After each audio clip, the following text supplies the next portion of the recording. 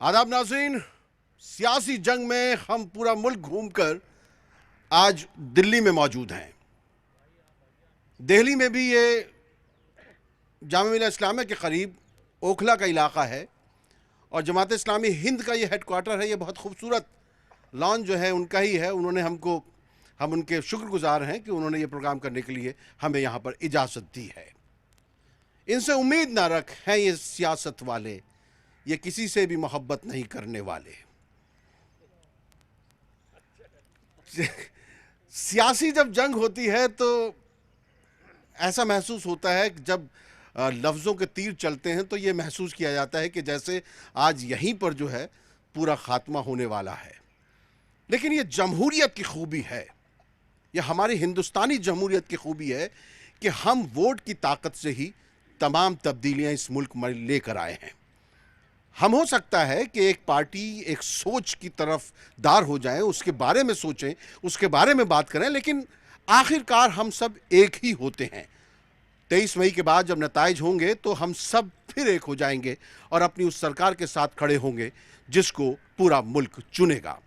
लेकिन आज सियासी जंग में हम ओखला में मौजूद हैं और हम ख़ास तौर से दिल्ली की 7 नशिस्तों पर भी बात करेंगे और इस इलाके की जो नशिस्तें हैं उन पर भी बात करेंगे। आइए मैं आपका तारुफ करा दूं। हमारे दरमियान 5 अहम शख्सियात मुख्तलिफ पार्टियों से मौजूद हैं। हमारे दरमियान काफ़ी लोग यहाँ पर मौजूद हैं और धूप जैसे कि हमेशा हमारे सर पर रही है और हमने कभी दीवार का साया भी नहीं ढूंढा है, उस लिहाज से धूप है।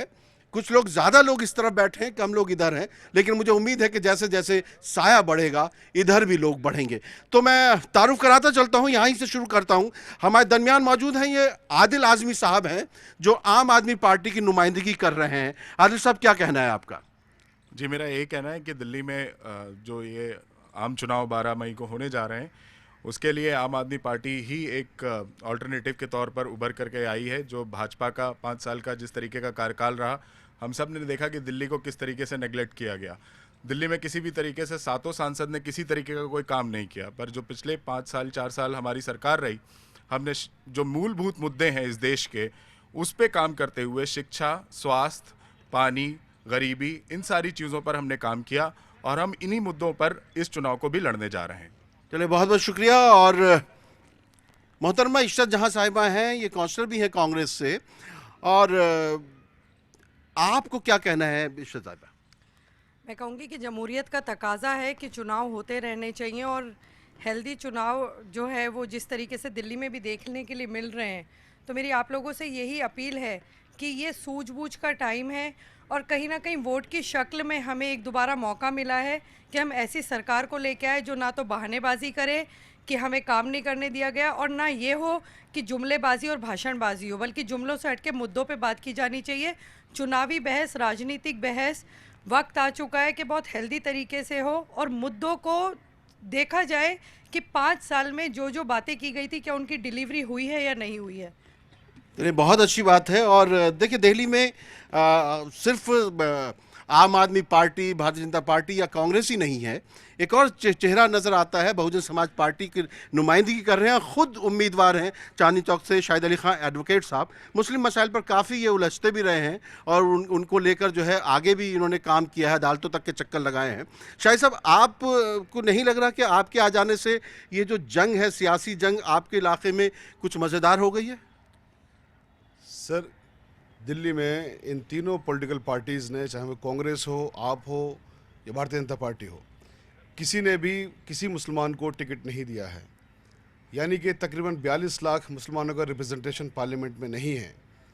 हम लोगों का रिप्रेजेंटेशन पार्लियामेंट में ना होने की वजह से हमारी मस्जिदें शहीद होती रहती हैं, हमारे कब्रिस्तान शहीद होते रहते हैं, कब्ज़ा होते रहते हैं, सरकारें कब्ज़ा करती रहती हैं, चाहे वो आप पार्टी की सरकार हो या कांग्रेस की सरकार हो या भारतीय जनता पार्टी की सरकार हो। तमाम सरकारों ने हमारे जितने भी हमारे ख़िलाफ़ चीज़ें हो सकती हैं सबकी। इस मुल्क के अंदर डेमोक्रेसी है। डेमोक्रेसी में एक प्रोपोर्शनेट रिप्रेजेंटेशन की एक चीज़ होती है सर, वो होना चाहिए। अगर पार्लियामेंट में हम लोग नहीं पहुंचेंगे, हमारे मुद्दे नहीं उठेंगे, तो फिर ये डेमोक्रेसी सिर्फ नाम की डेमोक्रेसी रह गई, इफ़ेक्टिव डेमोक्रेसी ये नहीं हुई किसी भी तरह से। इसलिए हम लोग चांदनी चौक से इलेक्शन लड़ रहे हैं और अल्लाह का शुक्र ये है कि हमें लगातार एक ज़बरदस्त सपोर्ट मिल रहा है। मुस्लिम भाइयों को भी मिल रहा है, तकरीबन 3.5 लाख है, दलित भाइयों को भी मिल रहा है, तकरीबन 4 लाख है। हमें पिछड़ों का भी मिल रहा है तकरीबन 2 लाख है, और चूंकि हमारी पार्टी सर्वजन हिताय सर्वजन सुखाय की बात करती है, हम सबका सपोर्ट मिल रहा है, और इंशाल्लाह सुम्मा इंशाल्लाह अल्लाहुम्मा इंशाल्लाह ये इलेक्शन हम बहुत वोटों से जीतने जा रहे हैं। बहुत अच्छी बात है। तस्लीम मेहमानी साहब, जो बात शाहिद साहब कह रहे हैं हूबहू वही उम्मीद आपसे भी थी, क्योंकि महसूस ये किया गया था कि आप भी जो है मजबूती के साथ चुनाव में खड़े होंगे। फिर ऐसा क्या हुआ कि आपका पर्चा जो है रद्द हो गया? और मैं तो समझता था आप बहुत पढ़े लिखे इंसान हैं, तो आपने कहीं दस्तखत में गड़बड़ कर दी, या कहाँ आपसे ऐसी गलती भूल चूक लेनी देनी क्या हुआ? उसमें आपने लिखा नहीं था भूल चूक और शुभ लाभ, कुछ इस तरह की चीज़? देखिए, आपने धूप के ताल्लुक से एक शेर पढ़ा है। मुझे जोगा सिंह अनवर के शेर से ही मैं बात शुरू करूं तो अच्छा है। बेहतर है। कि बदले नया ज़माना है, बदले हैं लफ्ज़ के मानी, सरों पे धूप की चादर को साहिबा कहिए। वाह वाह वाह वाह, क्या बात है। ये तो जब आपने मुशायरा शुरू किया, मैं भी अपना एक शेर पढ़ देता हूँ। मैं कहता हूँ कि कोई फिर धूप में खड़े होकर चांदनी के लिए दुआ मांगे, और ये सियासतदानों को ये काम करना है। नहीं, हमको तो धूप में ही खड़ा होना है। और मैंने ये शेर इसीलिए पढ़ा कि ये जितनी पॉलिटिकल पार्टी हैं, जो पॉलिटिकल अरेंजमेंट इस वक्त मुल्क में खुसूसन दिल्ली में दिखाई दे रहा है, ये हमारे सरों पर धूप की चादर के सिवा कुछ नहीं है। और हम मजबूर हैं कि इन्हीं धूप की चादरों को अब हम साहिबा कहने पे मजबूर हो रहे हैं। हमें ये कहना पड़ रहा है कि साहब ठीक है, ये कांग्रेस वाले हैं, ये कुछ कर देंगे, ये आम आदमी पार्टी वाले हैं, ये कुछ कर देंगे। 15 साल कांग्रेस की सरकार देखी, अब 5 साल 4.5 साल आम आदमी पार्टी की सरकार, फर्क क्या आया?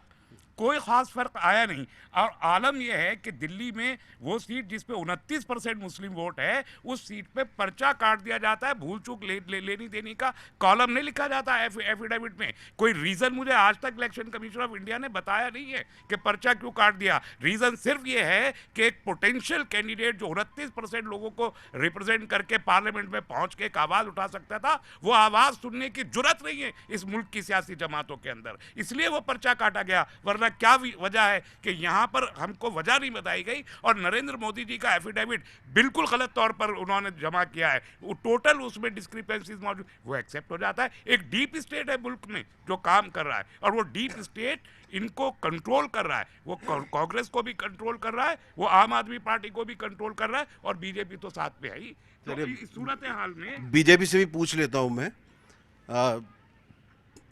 सूरज से भी आंख मिलाया करते थे इरफान भाई, तुझसे मिलने धूप में आया करते थे, ये मोहब्बतों की बातें हैं। तो कुछ लोग नफ़रतों के ज़रिए जो है मोहब्बतों को आम करना चाहते हैं, क्या ऐसा मुमकिन होता है? क्या आपका क्या कहना है? भारतीय जनता पार्टी को रिप्रेजेंट कर रहे हैं इरफान भाई। नहीं माशाल्लाह ऐसा कुछ नहीं है। ये जिन के खुद के दिलों में नफ़रत की आग हो, या जिनके खुद जो है दिल काले हो, उनको ये सब नज़र आता है।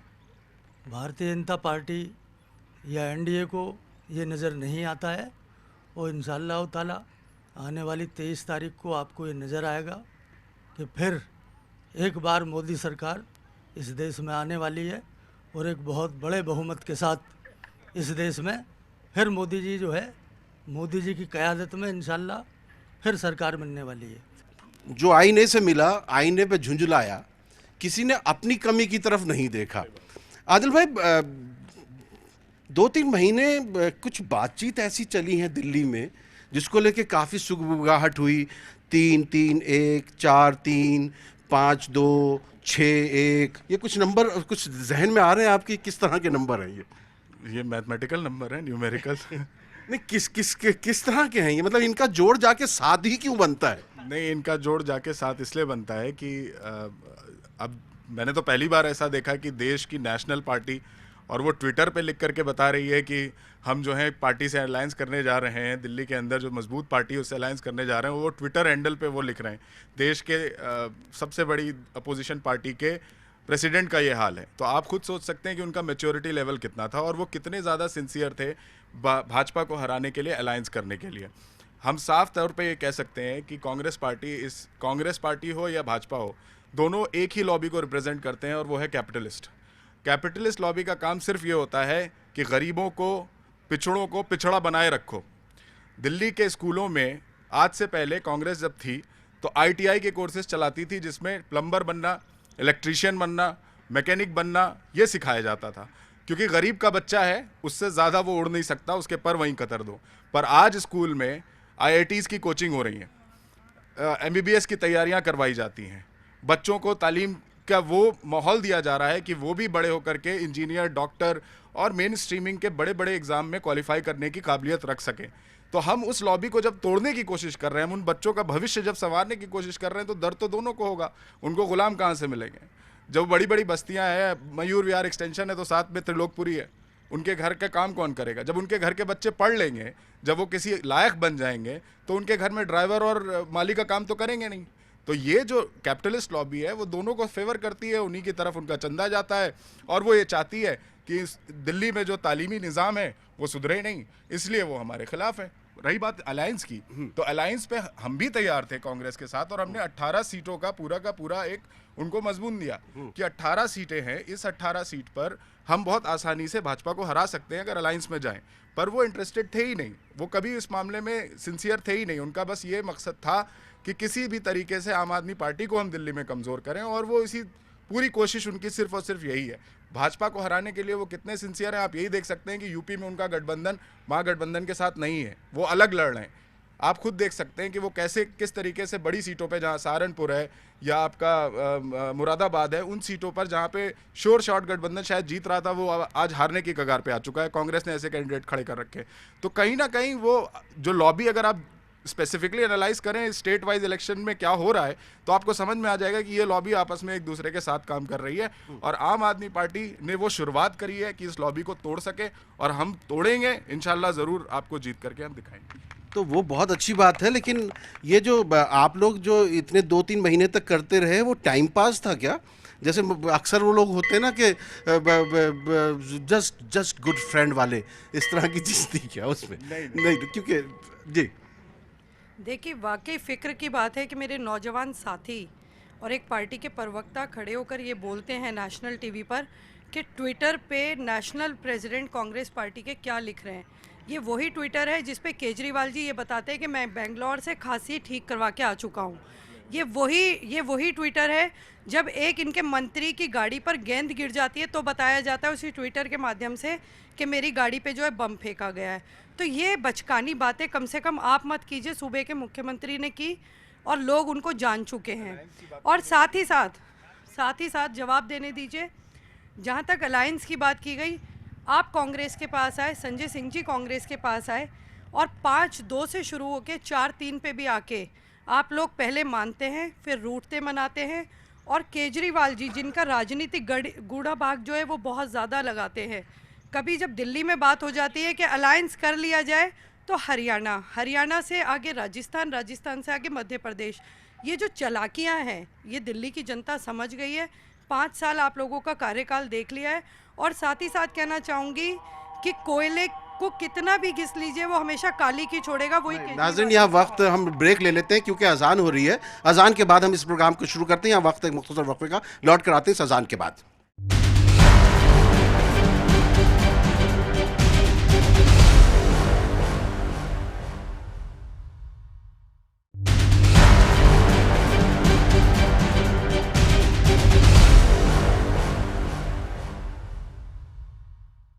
अजान हो गई थी इसलिए हमको थोड़ा सा वक्फा लेना पड़ा।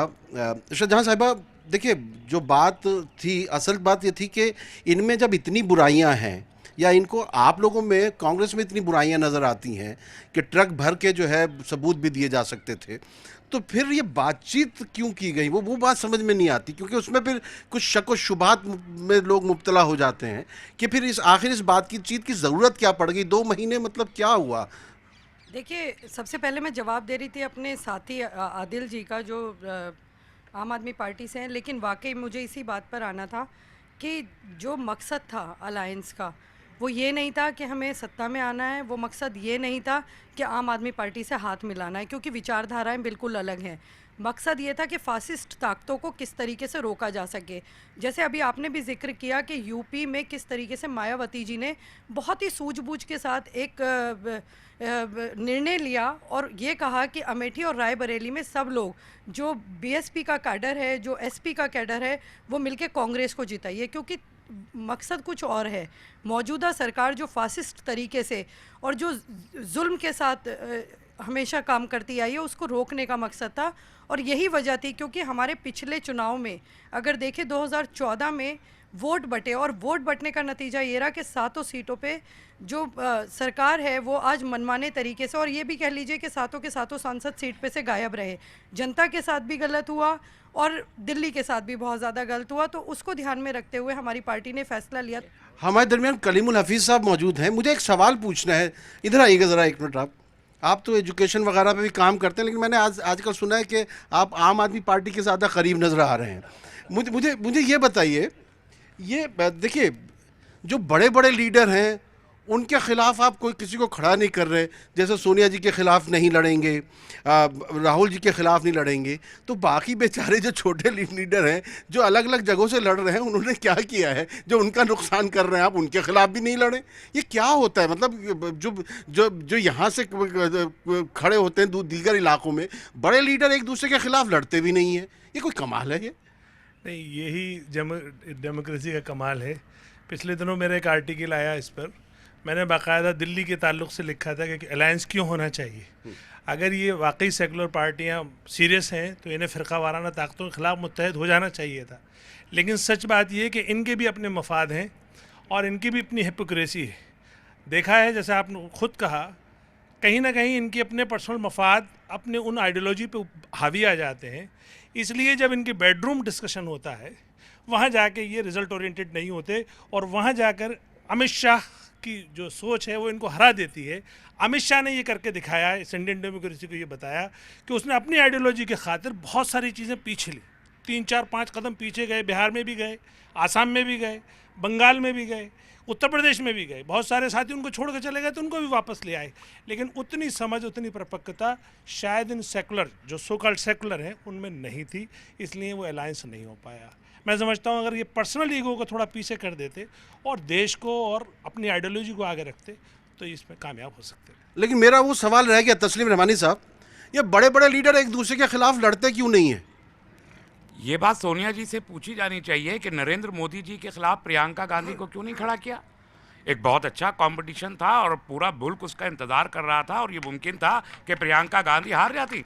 इससे साफ जाहिर होता है, जो मैंने अभी कहा कि सरों पे जो धूप की चादर है, मजबूर किया जा रहा है इस मुल्क के अवाम को कि धूप की उस चादर को साहिबा कहना पड़ेगा आपको। वरना जितने सोनिया गांधी के खिलाफ हो, राहुल गांधी के खिलाफ हो, नरेंद्र मोदी को वॉक ओवर दिया। किसने वॉक ओवर दिया है? ये वॉक ओवर कांग्रेस ने दिया, ये वॉक ओवर वहाँ के महागठबंधन ने दिया है, और वो खुद को सेकुलर कहते हैं। मैं ये कहता हूँ कि सेकुलरिज्म किसी का भी स्टेक नहीं है। सेकुलरिज्म एक लफ्ज़ रह गया है, और जो यहाँ का गरीब तबका है, जो यहाँ का मार्जिनलाइज्ड सेक्शन है, उस सेक्शन को आप वहीं पे खड़ा रखना चाहते, और ऊपर ऊपर आप खेल के अपने 100 से ज़्यादा मेंबरान पार्लियामेंट नहीं है जो पॉलिटिक्स जानते हैं या पॉलिटिक्स पे बात कर सकते हैं। 750 में से 100 पॉलिटिशियन जाते हैं, बाकी माफिया जाता है। कल यकीनन कहा जाएगा मुसलमानों का वोट बटा, लेकिन मैं आज कहता हूं कि अगर कोई जिम्मेदार है दिल्ली में 7 सीटें बीजेपी को जिताने का, तो कांग्रेस जिम्मेदार है, आम आदमी पार्टी जिम्मेदार है, सो कॉल्ड सेकुलरिस्ट फोर्स जिम्मेदार है, जो इस वोट को इकट्ठा नहीं होने देती। खुद आप समझदारी का सबूत नहीं देते। अवाम से, सड़क पे खड़े हुए अवाम से आप ये उम्मीद करते हैं कि ये मुत्तहिद होगा। आप मुत्तहिद क्यों नहीं होते? आपके कौन से मफादात हैं, देश को बताना पड़ेगा आपको कि कौन से वो आपके मफादात हैं जिसकी खातिर आप एक नहीं हो सकते। और फिर अगर नहीं हो सकते तो कहिए सेकुलरिज्म आपका स्टेक नहीं है, कहिए सोशलिज्म आपका स्टेक नहीं है, कहिए कि आप इक़्तिदार, आप सत्ता के भूखे, सत्ता के लालची हैं, सत्ता के लिए आप कुछ भी कुर्बान, पूरे देश को आप कुर्बान कर सकते हैं, लेकिन आप अपनी सत्ता नहीं छोड़ सकते। ये सीधा सा उसूल है। बहुत बहुत मुबारक हो इरफान भाई। तस्लीम साहब ने आपको 7 सीट अभी दी दी हैं। 12 मई को चुनाव होने हैं, तो उन्होंने आपको जो है 7 सीट दे दी हैं तस्लीम रहमानी साहब ने, तो आप इनका शुक्रिया अदा नहीं करेंगे? नहीं, तस्लीम साहब जो है वो कभी झूठ बोलते नहीं। जो उनके मन में और दिल में होता है वो सच्चाई को जो है सामने रखने का उनका। हश्र में भी आप ये गवाही देंगे ना इनके लिए? नहीं, हम तो यहाँ भी गवाही देंगे, सब जगह जो सच्चा आदमी है उसके लिए तो गवाही इंशाल्लाह ज़रूर देंगे। और जो दिल्ली की हकीकत है वो उन्होंने सही बयान की है। 7-0 से हम जीत रहे हैं, सामने कहीं कहीं दूर दूर तक कोई टक्कर में नहीं है। सब अपनी अपनी राजनीति की रोटियां सेकने के चक्कर में लगे हैं। कोई इस देश की जनता के लिए अगर कोई लगा है इस हिंदुस्तान में, तो नरेंद्र मोदी जी लगे हैं, भारतीय जनता पार्टी लगी है। और बाकी तो आपने सबने देख लिया। अभी आपने किसी ने कोई डेवलपमेंट की बात की, किसी ने कोई डेवलपमेंट की बात की, किसी ने इस देश की तरक्की की बात की, किसी ने इस मुल्क की सालमियत के लिए बात की। सब ने अपनी अपनी वोट बैंक की राजनीति के लिए जो है बात की। अगर किसी ने सच्चाई की बात की तो तस्लीम भाई ने की। उन्होंने बताया कि दिल्ली की क्या हैसियत है, दिल्ली की क्या हकीकत है। और ये भारतीय जनता पार्टी दिल्ली में ही वो ये कह रहे थे कि अगर कांग्रेस और आम आदमी पार्टी एक हो जाती तो आप बुरी तरीके से हार जाते, तो तब भी 7-0 होता, लेकिन वो 0 आपके खाते में आता, आप डक पर आउट हो जाते। मैं वो भी बताना चाहता हूँ, कोई आदमी क्यों एक होते वो। अभी अगले 6 महीने के बाद में दिल्ली में जो है वो विधानसभा के इलेक्शन है। अगर आम आदमी पार्टी और कांग्रेस एक होकर लड़ते तो हो सकता है अब चोट खाने के बाद एक हो जाए। बता रहा हूँ ना, तो कल किस मुंह से जाके जो है दिल्ली की जनता से जाके वोट मांगते, फिर कैसे अलग अलग होकर लड़ते। तो इसलिए जो है कोई आदमी कहीं भी, ये कोई आदमी किसी के लिए काम नहीं कर रहा भारतीय जनता पार्टी के अलावा। सब अपने वोट बैंक की राजनीति के लिए काम कर रहे हैं आपस में। इसी तरीके से जहाँ जहाँ इनको फ्लेक्सिबिलिटी नज़र आ रही है वहाँ पर गठबंधन, जहाँ पे फ्लेक्सिबिलिटी नहीं है वहाँ पे गठबंधन नहीं। और सिर्फ आज की तारीख में अगर कोई डर रहा है और पूरी तरीके से जो है, और होना भी चाहिए, डरना भी चाहिए, तो मोदी जी की वजह से डर रहे हैं। ठीक ठीक। शाहिद भाई, देखिए तस्लीम भाई ने तो आपको किसी गिनती में रखा नहीं, और इरफान भाई तो 7-0 कह ही रहे हैं। आप, जो सवाल मेरा है, देखिए बहन जी अगर लड़ रही हैं यूपी में तो अमेठी और रायबरेली में क्यों नहीं लड़ती हैं? फिर जब वोटर कंफ्यूज हो जाते हैं ना पूरे मुल्क में, अब तो व्हाट्सएप पे, फेसबुक पे, हर जगह सारी चीज़ें सब तक पहुंच जाती हैं खबरें। क्यों नहीं? लड़ना है तो लड़ना है, मिलकर चलना है तो मिलकर चलना है। देखिए, इस बार 23 मई के रिजल्ट के बाद बहन कुमारी मायावती जी इस देश का प्रधानमंत्री बनने जा रही हैं। उत्तर प्रदेश के अंदर ज़बरदस्त बहुमत हमको आने जा रहा है, और बाकी जगह से भी इंशाल्लाह हमें सपोर्ट मिलने जा रही है। बाकी जगह बताएंगे? बाकी जगह कर्नाटका और दूसरे स्टेट से हमें बहुमत मिलने जा रहा है, लोगों को हमें सीटें मिलने जा रही हैं। टोटल कितनी सीटें होंगी आपकी? नहीं दिल्ली शायद भाई, से- इसको आप नहीं, क्योंकि आपने वजीर आजम की बात कही है, तो आज हम क्लियर कर लें कि आपकी कुल सीटें जो हैं 23 मई के बाद कितनी आ रही हैं। एक मैं दिल्ली की आपकी मिला रहा हूं उसमें। आप, हमारी इतनी सीटें आ रही हैं कि इंशाल्लाह वजीर आजम इस बार माननीय मायावती जी बनने जा रही हैं, कोई रोक नहीं सकता। और दिल्ली से भी हमारे 2 पर्चे उन्होंने रद्द करवाए हैं, लेकिन 5 जगह से हम लड़ रहे हैं। नॉर्थ ईस्ट सीट और चांदनी चौक इंशाल्लाह हम 100% जीतने जा रहे हैं। बाकी जगह भी हम इंशाल्लाह पूरी तरह से कोशिश करें जीतने की।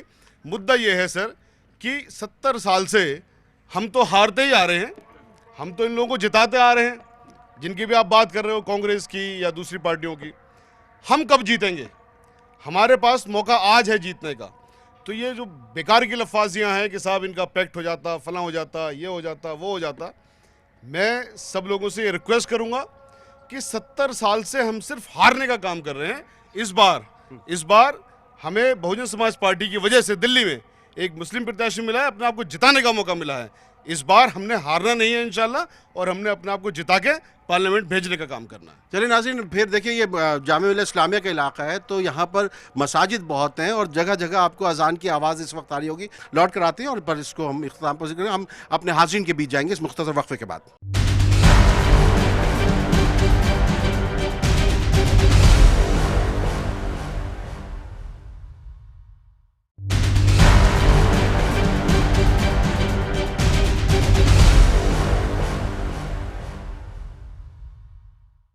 सियासी जंग में आपका एक बार फिर खैर मकदम है। आज हम जामिया इस्लामिया के करीब वाक़े ये ओखला का इलाका है, जहाँ पर ये जमात इस्लामी हिंद का ये हेडक्वार्टर है, जिसमें इस लॉन में, खूबसूरत लॉन में हम यहाँ पर मौजूद हैं। हमारे दरमियान कई अहम शख्सियात हैं और लोग भी बहुत सारे मौजूद हैं। हम देखते हैं कि उनके पास सवाल क्या है।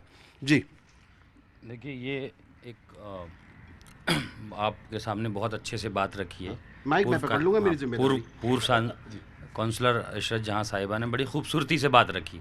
ये चुनाव जो है वो देश को बचाने का चुनाव है, ये देश का चुनाव है, लोकतंत्र को बचाने का चुनाव है, संविधान को बचाना है। अभी बीजेपी वाले कह रहे थे, अगर ज़रा सा भी ज़मीर, इरफान भाई अगर ज़िंदा हो तो आप खुद बताएं देश के हालात क्या पैदा कर दिए। एक ऐसी जमात जिसका कोई ताल्लुक़ स्वतंत्रता दिलाने में नहीं रहा, बल्कि स्वतंत्रता सेनानियों के खिलाफ गवाही देने में ये लोग सबसे आगे रहे। उसी जमात के नाथूराम गोडसे आते हैं, उसी जमात से प्रज्ञा ठाकुर आती हैं। जिस तरह से ब्रूटल अटैक करके कभी अखलाक को मारा जाता है, कभी जुनैद को मारा जाता है, कभी लिंचिंग का मुद्दा, देश को आज फूट डालो और राजनीति करो, बांट के ये हाल कर दिया, 45 साल पीछे देश को पहुंचा दिया। तो इसमें श्री राहुल गांधी वो पूरे देश में अकेले लड़ रहे हैं और सरकार के खिलाफ किस मजबूती से उन्होंने। और दूसरे सवाल आता है, अभी आम आदमी के जो है साहब बता रहे थे, राहुल गांधी साहब ने बिल्कुल साफ़ सुथरा तरीके से डाल के दे दिया, कोई लालच नहीं कि भाई हमें गठबंधन से एतराज़। जब अगराज व मकासद जुल्म ज़्यादती इतनी ज़्यादा बढ़ जाती हैं, उसका मिसाल देखने को मिला कि आप समाजवादी और बसपा सबको जुड़ना पड़ा। जब जुल्म इतने बढ़ गए सरकार के कि हर जगह जो है लोकतंत्र और संविधान को बचाने पे मसला आ गया, सब लोग खड़े हो गए। तो आज ये सोचिए कि ये इस बात का जवाब दें कि देश को 45 साल पीछे पहुंचा दिया। किसानों के मुद्दों पे गायब, 15 लाख का मुद्दा गायब, रोज़गार का मुद्दा गायब, बीमा किसानों का मुद्दा गायब, सारे मुद्दों ने देश को जकड़ रखा है। आज देश की जो हालात कर दी वो किसी से छुपी नहीं है। मेरा सवाल ख़ासतौर से आप पार्टी से है। जैसे 1984 के दंगों में सिखों को इंसाफ मिला और उनको मुआवजा दिया गया, मेरा कहना यह है, ख़ास तौर से अरविंद केजरीवाल के जो नुमाइंदे हैं, कि जो सेलमपुर के लकड़ी के कारखानों में, फैक्ट्रीज़ में आग लगा दी गई थी, उनके लिए इंसाफ की क्यों बात नहीं की जा सकती है? अगर नेशनल स्तर पर अगर बात की जाए तो क्यों नहीं भागलपुर के मुसलमानों के साथ जो ज़्यादती हुई उनको इंसाफ क्यों नहीं मिलना चाहिए? मेरठ के मलियाना के अंदर अगर ज़्यादती मुसलमानों पर हुई तो उन पर क्यों नहीं बात इंसाफ की होनी चाहिए? लेकिन मैं इस बात की मुखालफत का इजहार नहीं कर रहा हूँ कि 1984 के सिखों के मुआवजा या इंसाफ क्यों हो रहा है, बल्कि दोहरा मापदंड क्यों है। चलिए, मैं भारतीय जनता पार्टी के अलावा तमाम रिप्रेजेंटेटिव से ये सवाल ये हुई पूछता हूं कि जब भी वो यूनाइट होने की कोशिश करते हैं तो मुस्लिम वोट को डिस्प्यूट होने से बचाने के लिए करते हैं, जब लेकिन सत्ता में आते हैं तो उनका रिप्रेजेंटेशन मुसलमानों के लिए कुछ भी नहीं हुआ करता है। आखिर ये दोहरा मापदंड क्यों है? Very good. मेरा आप पार्टी वाले से जवाब। ਵੀਰ ਜੀ ਇੱਧਰ ਆਓ ਇੱਕ ਮਿੰਟ, ਤੁਸੀਂ ਆ ਜਾਓ ਉੱਥੇ ਬੈਠੇ, ਇਕੱਲੇ ਬੈਠੇ ਕੀ ਕਰ ਰਹੇ ਹੋ? ਇੱਧਰ ਆ ਜਾਓ। ਹਾਂਜੀ, ਕੀ ਨਾਮ ਹੈ ਤੁਹਾਡਾ? मेरा गुरप्रीत सिंह, ਕਿੱਥੇ ਰਹਿੰਦੇ ਹੋ? गीता कॉलोनी। ਇੱਧਰ ਕੀ ਕਰ ਰਹੇ ਹੋ? ऐसे ही आए थे देखने, ਮਤਲਬ ਘੁੰਮਣ ਆਏ ਸੀ, ਮਤਲਬ ਜਾਂ ਤਮਾਸ਼ਾ ਵੇਖ ਕੇ ਆ ਗਏ ਹੋ? एक घूमन आए थे। ਘੁੰਮਣ ਆਏ ਸੀ? ਨਹੀਂ ਮਤਲਬ किसी ਨੂੰ सपोर्ट कर रहे हो या बस आ ही गए हो?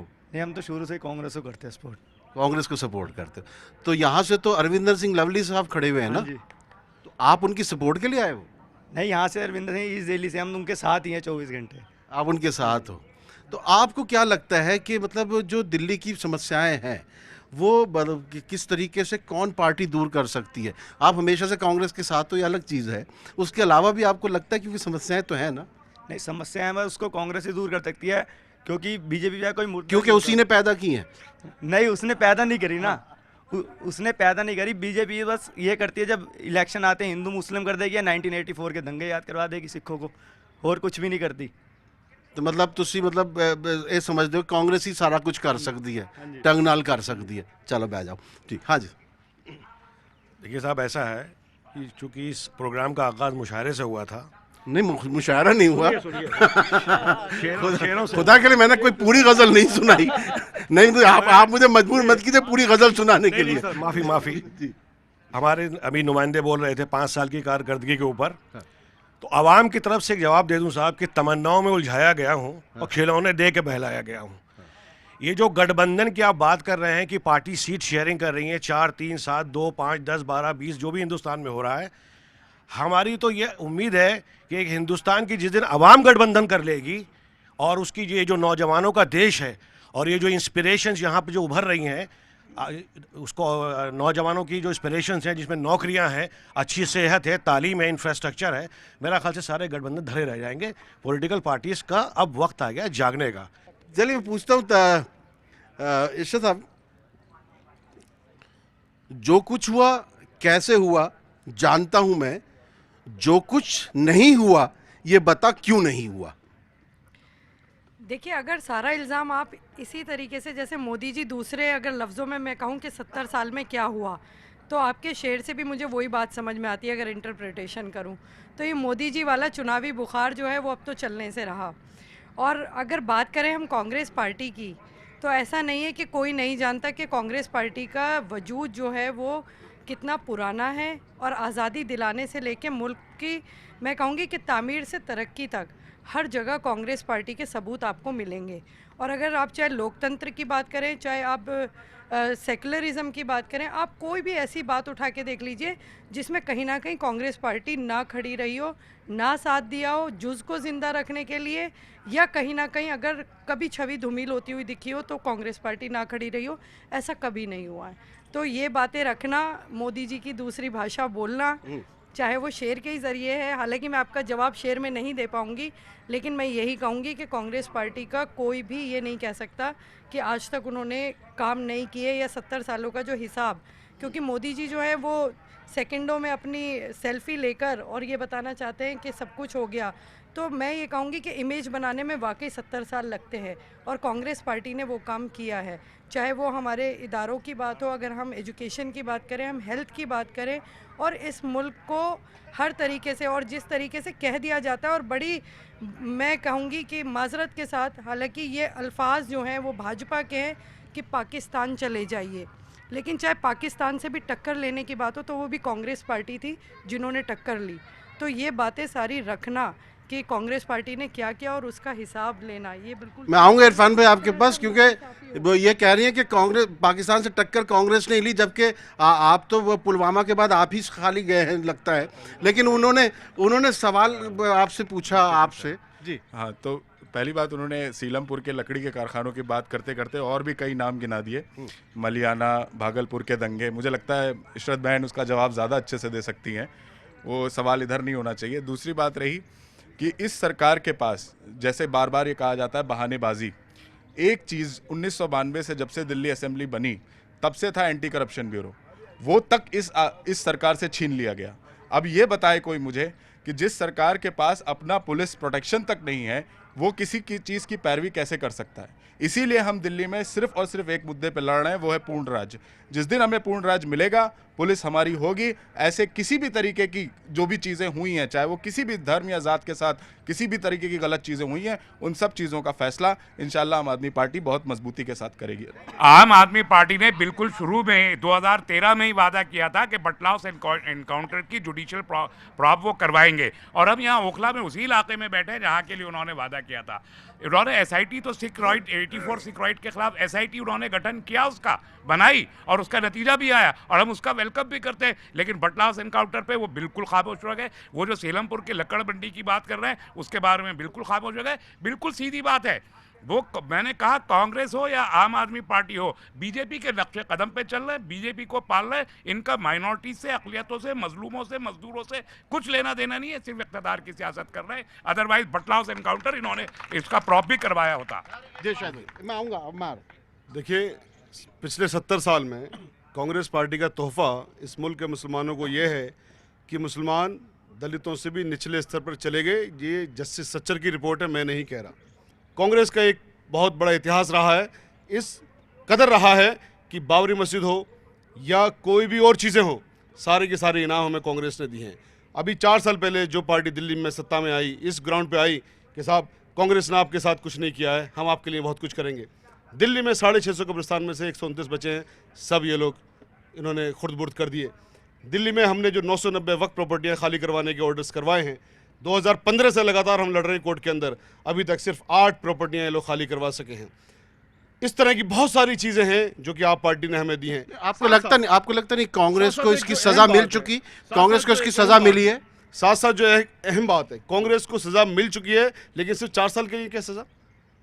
जिस कांग्रेस ने हमारा अस्तित्व ख़त्म कर दिया, हमारा वजूद ख़त्म कर दिया, हाशिए पर ले जाकर डाल दिया। आज भारतीय जनता पार्टी के साथ साथ, जैसे भारतीय जनता पार्टी मुसलमानों की बात नहीं करती, आज कांग्रेस भी कहाँ मुसलमानों की बात कर रही है। अगर ऐसा होता तो कम से कम दिल्ली में एक टिकट तो दिया होता। यहाँ के साबिक MLAs ने ये सब बातें उठाई कि साहब एक मुसलमान को टिकट मिलना चाहिए।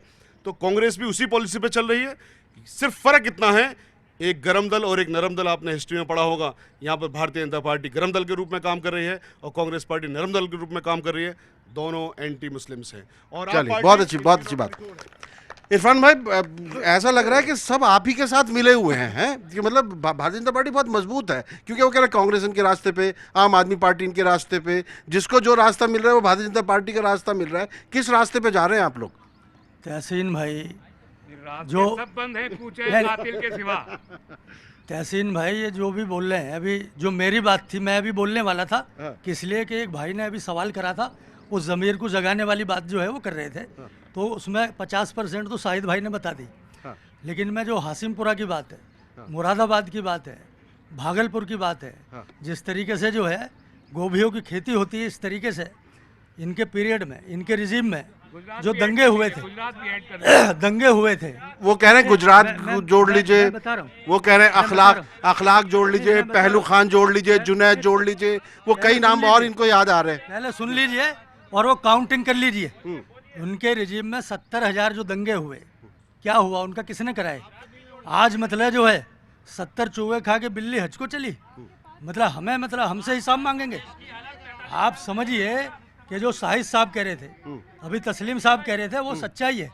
और दूसरे में एक चीज़ और बताना चाहता हूँ, ये पिछले 5 साल में, अगर आप 2014 में जब मनमोहन सिंह की सरकार थी, तो अरे आप बैठिए, नहीं आप बैठिए, आपसे नहीं बात हो रही, नहीं आप बैठिए, प्लीज बैठिए आप, नहीं आप बैठिए, तो आप 2014 में जब मनमोहन सिंह की सरकार थी, तो उस टाइम पे हमारे मुल्क से 1 लाख हाजी जाते थे।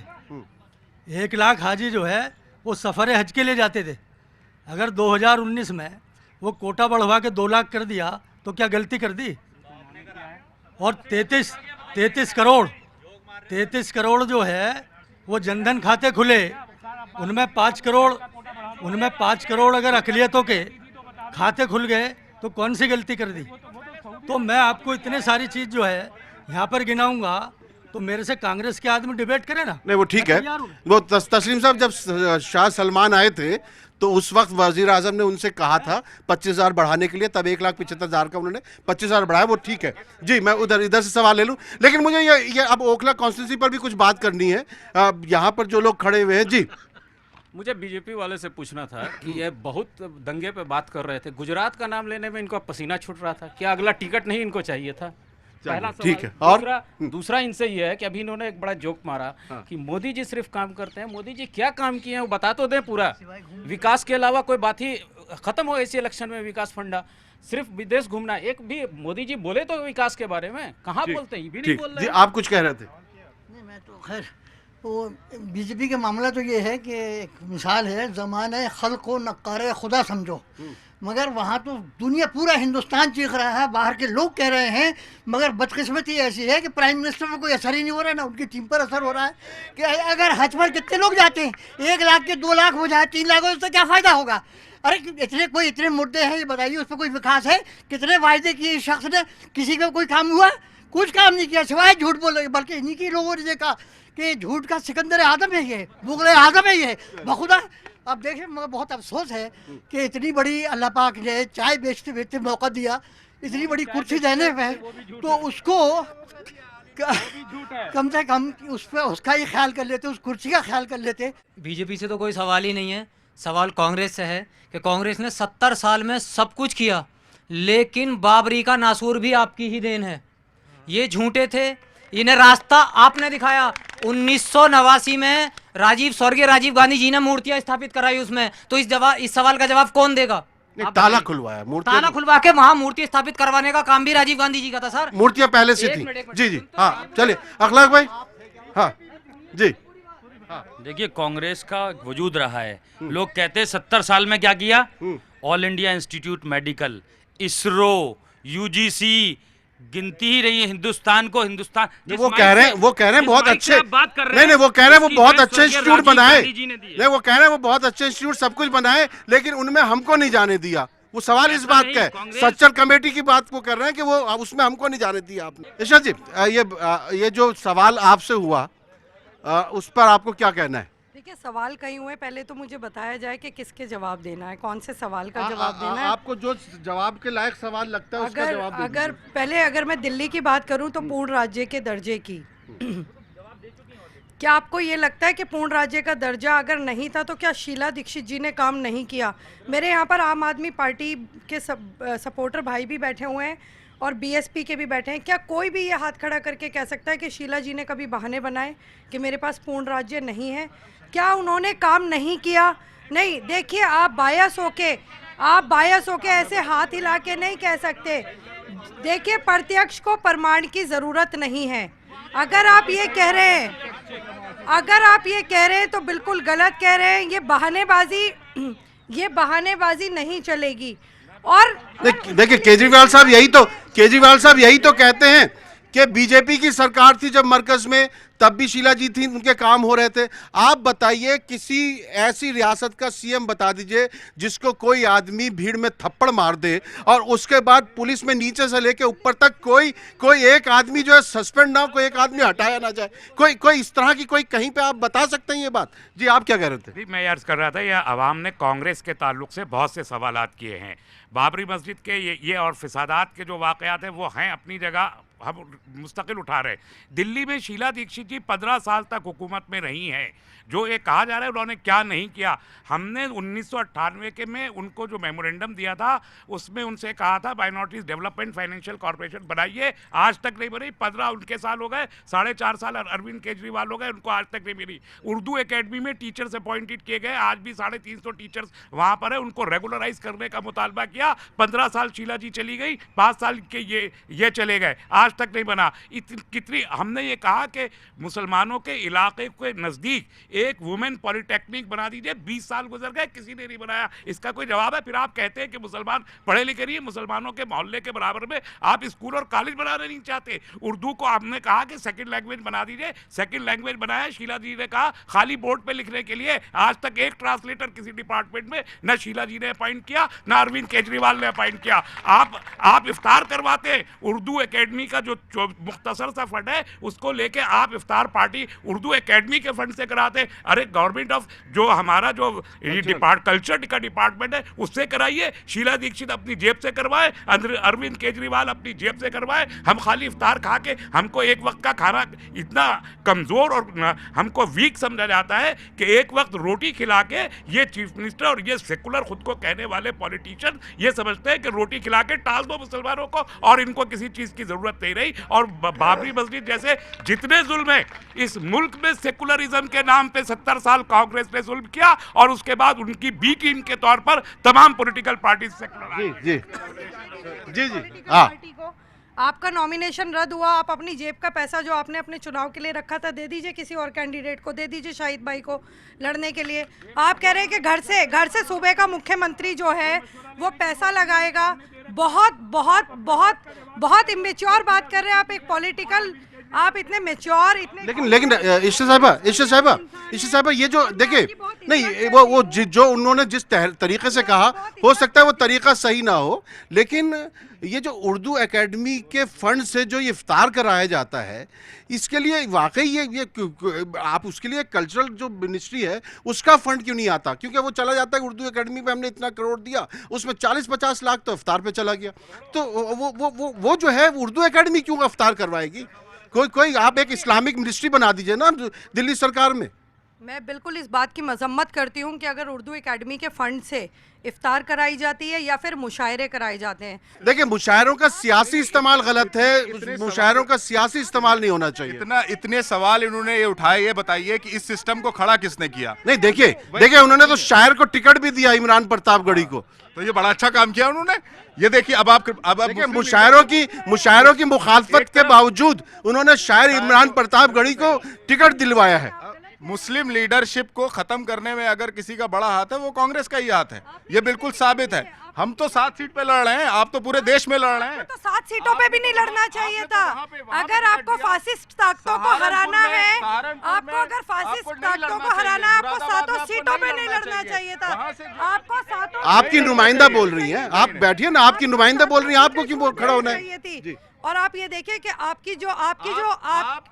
बोल लीजिए। आप 15 साल काम गिनाने के बावजूद भी अगर एक कैंडिडेट नहीं दे सकती, आपके अपने लोग ही मुखालफत कर रहे थे इस बात को लेकर के, तो आप नहीं, मैं नहीं। अच्छा चलिए, छोड़िए, ठीक है। अब मैं ओखला पे बात करता हूँ, सुनिए जी शाहिद भाई। देखिए, जो अहम मुद्दे हैं उनको ज़रूर उठाना चाहिए। मैं इन तीनों लोगों से पूछना चाहता हूँ, भारतीय जनता पार्टी से, आप पार्टी से, कांग्रेस पार्टी से, archaeological survey of India act की दफ़ा 16 में ये लिखा हुआ है कि जो कदीमी मस्जिदें हैं या दरगाहें हैं उनमें नमाजें पर पाबंदी नहीं लगाई जा सकती। आज देश को आज़ाद हुए 70 साल हो गए, अकेले दिल्ली में 53 कदीमी मस्जिदों में नमाज नहीं होती है। क्या पार्लियामेंट के बरखिलाफ कोई स्टेट पॉलिसी बन सकती है? नहीं बन सकती। इन्होंने एक पार्लियामेंट के एक्ट के खिलाफ, दफ़ा 16 के खिलाफ स्टेट पॉलिसी बनाई कि मस्जिदों में नमाज नहीं होगी। इन तीनों पॉलिटिकल पार्टी से मैं पूछना चाहता हूं, आप लोग एन ब्लॉक मुसलमानों का वोट लेने की बात करते हो, लेते हो, आपने इन मस्जिदों में नमाज शुरू करवाने के लिए ये जो स्टेट पॉलिसी खिलाफ बनवाई पार्लियामेंट के एक्ट के खिलाफ, आपने क्यों बनवाई और क्यों यहाँ पर आज तक आपने नमाज नहीं शुरू करवा दी? हमने ऑनरेबल हाई कोर्ट के अंदर PIL डाली, PIL अल्लाह का शुक्र हमारी मंजूर हुई। भारतीय जनता पार्टी गवर्नमेंट को ऑर्डर किया, इन लोगों ने भी कोई इस पर सुध नहीं ली, क्योंकि जब कांग्रेस नहीं कर रही, आप नहीं कर रही, तो ये तो खुली तौर से कहते हैं हम आपका कोई काम नहीं करेंगे, खुली तौर से कहते हैं आपको हम टिकट भी नहीं देंगे, खुली तौर से कहते हैं कि हम देश का बंटाधार कर देंगे, और उन्होंने कर दिया है। तो अब हम लोग कहाँ जाएं? इन मुद्दों पे क्यों नहीं बात होती? चांदनी चौक से एक मिनट सुन लीजिए बस मैं एक, क्योंकि वक्त खत्म हो रहा है और मेरे जो दोनों साथी हैं जिनका काम था मुझे वक्त बताना, वो फोन पे लगे हुए हैं। जी आप क्या कहना चाहते हैं? ये देखिए, ऐसा है, मेरा नाम मोहम्मद मुस्लिम है, मैं कम्युनिस्ट पार्टी CPI से मैं कैडर हूँ। जिस तरह से यहाँ पे बातें हो रही है, लेकिन किसी तरह कोई मुद्दे की बात नहीं हो रही, कोई विकास की बात नहीं हो रही है। मैं इसमें ये कहना चाहूँगा कि लोकल की भी आपने बात किया है कि जो है लोकसभा के, मैं सिर्फ 2-3 मिनट में अपनी बात मैं ख़त्म करूँगा। कांग्रेस की भी तरफ से हमारी सवाल है, बीजेपी तो वो है ही है, माइनस शाहिद भाई, क्योंकि शाहिद भाई अभी फील्ड में वो आए हैं। अब मुझे बताइए, कांग्रेस ने अभी, मैडम ने कहा कि 70 साल से हम काम कर रहे हैं, 70 साल हो गया आज़ादी। क्या आज़ादी ने कांग्रेस लड़ा है क्या? आज़ादी जो देश में आई, क्या कांग्रेस ने लाया है क्या? या कि अवाम ने लाया है, या कि मुसलमान ने लाया है, या कि हमारे बुजुर्ग ने लाया है? कोई कांग्रेस ने नहीं लाया। हिंदू ने भी लाया है? नहीं, इसमें सब है। तो खाली मुसलमान मत करिए, इसमें सब है। लेकिन दूसरी बात, आप यहाँ पे कहते हैं आज़ादी के नाम से आप एक तरफ डराते हैं, दूसरी तरफ जो काम बीजेपी करता है वही काम आप कर रहे हैं। और बात ये करते हैं मुस्लिम को किसी पार्टी ने टिकट नहीं दिया, लेकिन है कि मुसलमानों को तो खत्म करने में लगा हुआ है कोई भी पार्टी, नेशनल पार्टी। आप कम्युनिस्ट पार्टी से ना? कम्युनिस्ट पार्टी का हूँ। तो सच्चर कमेटी की रिपोर्ट तो आपने भी देखी होगी, वेस्ट बंगाल में आप लोगों ने क्या हालत कर दी थी। नहीं, उससे देखिए आप बेस्ट नहीं, बिल्कुल एक्सेप्ट करता हूँ। इसीलिए मैं इस बात को एक्सेप्ट करता हूँ कि जिसके कारण हम इस कडार पे हैं, बंगाल पे। लेकिन आपने नेशनल पार्टी बात करते हैं, क्या मुसलमानों, तमाम पार्टी मुसलमानों को बायकाट करने की काम किया है? ये आपके 2019 की चुनाव में, अगर जिसने भी पार्टी ने अगर मुस्लिम कैंडिडेट को टिकट दिया है तो वो बैकडोर से उसे हराने की काम करने की पूरा कंप्लीटिंग साजिश है। खैर वक्त खत्म हो रहा है, मैं बस छोटा मुख्तसर ले लूं। मैं सबके 30 सेकंड, सबसे 30 सेकंड। जी आपने बहुत अच्छी जो है हाँ ठीक है हो गया जी ठीक। तहसीन भाई, हो गया जी, बस मैं आपको मुबारकबाद देना चाहता हूँ कि आपने बहुत अच्छी जो है आज ओखला में डिबेट की, उसके लिए आपको का मैं खैर मकदम करता हूँ। लेकिन मैं आपको ये बताना चाहता हूँ कि कोई भी इधर की जितनी भी पार्टी हैं वो कुछ देश के बारे में नहीं सोचती। अगर आज कोई अगर सोच रहा है तो भारतीय जनता पार्टी सोच रही है, बाकी सिर्फ MP बनने की बात कर रहे हैं, आपस में लड़ने की बात कर रहे हैं। इसके अलावा भारतीय जनता पार्टी के अलावा कोई सोच नहीं रहा है। और भारतीय जनता पार्टी 23 मई को आप देखिएगा पूर्ण बहुमत की सरकार बनाने वाली है और नरेंद्र मोदी जी इस देश के फिर वजीर आजम बनने वाले। चलिए जी, आप देखिए, मुझे सिर्फ ये अर्ज करना था कि हमारी बहन इशरत ने अभी कहा था कि मेरा पर्चा कैंसिल हो गया, तो जो पैसा मुझे इलेक्शन पे खर्च करना था वो मैं जाके यहाँ पर सरकार क्यों दे दूं? मैं टैक्स पे करता हूँ, ये सब लोग बैठे टैक्स पे करते हैं, और जब हम सरकार को टैक्स पे कर रहे हैं तो हमें जो कुछ चाहिए सरकार से मांगेंगे। बिल्कुल ठीक बात है जी शाहिद भाई। सर, चांदनी चौक को उसका हिस्टोरिकल दर्जा वापस दिलवाने के लिए, चांदनी चौक को स्पेशल सिटी बनवाने के लिए, अपने मसाइल को पार्लियामेंट में उठाने के लिए मैं आपके माध्यम से सबसे गुजारिश करना चाहता हूं कि इस बार बहुजन समाज पार्टी को जिताइए। इंशाल्लाह हम जितने भी मुद्दों की हमने बात की है सब पर कानून लेकर आएंगे। हमारी पार्टी की सरकार इंशाल्लाह बनने जा रही है और हम ये, लेकिन आपने बताया नहीं टोटल सीट कितनी आ रही है आपकी, जिससे सरकार सीट हमारी, हम सरकार बनाने लायक सीटें लेके आ रहे हैं। मतलब 272 इंशाल्लाह 272 आपके कैंडिडेट खड़े हैं। टोटल जो गठबंधन की है 272 से ज्यादा ही होंगी। ठीक है, ठीक जी। 2014 और 2015 में जो आवाम ने गलती की थी मौजूदा सरकारों को जिताकर, तो मैं यही अपील करना चाहूँगी कि वक्त ने एक बार फिर मौका दिया है कि उन गलतियों की रफूगरी की जा सकती है। वोट को बंटने मत दीजिए, बिखरने मत दीजिए और सूझबूझ के साथ जो है अपने इस अधिकार का इस्तेमाल कीजिए, क्योंकि ना आपके हाथ में तलवार हो सकती, ना औजार, ना हथियार, लेकिन ये जो हमारी आइन ने हमें ये अधिकार दिया है, ये सबसे बड़ा अधिकार है। अगर अभी तक आप 5 साल आपने सहा, अगर आपने मुंह तोड़ जवाब देना है तो वक्त आ गया है जवाब देने का, और सूझबूझ के साथ अगर आप लोग चलेंगे, मैं बहुत ज़िम्मेदारी के साथ ये कहूँगी कि सूझबूझ के साथ, और रमज़ान की फ़िक्र मत कीजिएगा, आप लोग वोट डालने ज़रूर जाइएगा, क्योंकि ये भी एक जिहाद होगी और इंशाल्लाह रमज़ान की जो बरकत है वो आपको सिला ज़रूर देगी। वाह, बहुत अच्छी बात कही है। ये तो आपने रमज़ान का वाली जी। मैं इशरत बाजी की बात बड़ी करता हूँ। बाजी मत कहिए आप। चलिए क्या, चलिए बाजी कह रहे हैं ये आपको। किसी को तो इज्जत दे रहे हैं, देने दीजिए। नहीं तो ये आपसे छोटे हो गए। कोई बात नहीं, मैं कहती हूँ बहुत छोटे हैं। आम आदमी पार्टी हमेशा से बहुत अच्छी बात है, मैं ज़ाती तौर पे कहना चाहूँगी कि बहुत अच्छी बात है, और मैं आपकी इस बात का एहतराम करती हूँ कि इज़्ज़त देनी चाहिए, पॉलिटिकल और उससे लाइन ऑफ एक्शन से उठ के भी। जी वो कह रहे वो कह रहे हैं अब आपने इज्जत दे दी, बाजी भी कह दिया, तब अपना वोट तो दे ही दीजिए आप। नहीं, वो ये कह रहे हैं वो देंगी। खैर मैं इनकी बात को बड़ी करता हूँ, बहुत मुख्तसर से ये कहूँगा। ईस्ट दिल्ली के लोकसभा में हम सब यहाँ बैठे हुए हैं। 2014 के फिगर्स बता देता हूँ, अरिथमेटिक बहुत क्लियर है। इस वक्त हमारी सीधी लड़ाई भाजपा के साथ है। साल 2014 में वो 47% वोट लेकर के आए थे, आम आदमी पार्टी के 32% वोट थे और कांग्रेस की झोली में 17% वोट गए थे। क्लियर कट ये है कि जो वोट भाजपा से कट करके आने वाला है वो आम आदमी पार्टी के फेवर में ही जाएगा। इसलिए आप सबसे ये गुजारिश है कि अपने वोट का समझदारी से इस्तेमाल करें। चलिए देखिए, सभी ने एक बात कही है कि समझदारी से वोट का इस्तेमाल करें, और देखिए और यहाँ पे जितने भी हैं सभी ने कहा सूझबूझ के साथ वोट का इस्तेमाल करें, और ये ज़रूरी है, वोट का इस्तेमाल बहुत ज़रूरी है। आपको वोट देना है, और रमज़ान के दौरान अगर आप कहीं भी हल्का सा आप में काहिली आ गई, तसौली आ गई, तो समझ लीजिए कि आपने अपने रोज़े का हक अदा नहीं किया। वोट दीजिए, आपको वोट देना है, बटन दबाना है, देश बनाना है। और दिल्ली की जहाँ तक बात है, दिल्ली के बारे में हम कह सकते हैं कि मीर ने भी तो कहा है कि दिल्ली जो एक शहर आलम में इंतखाब रहते हैं, जहाँ मुंतखब रोज़गार के हम रहने वाले हैं, उसी उजड़े दयार के। इस दयार को बसाना है, बनाना है। बहुत बहुत शुक्रिया, आदाब।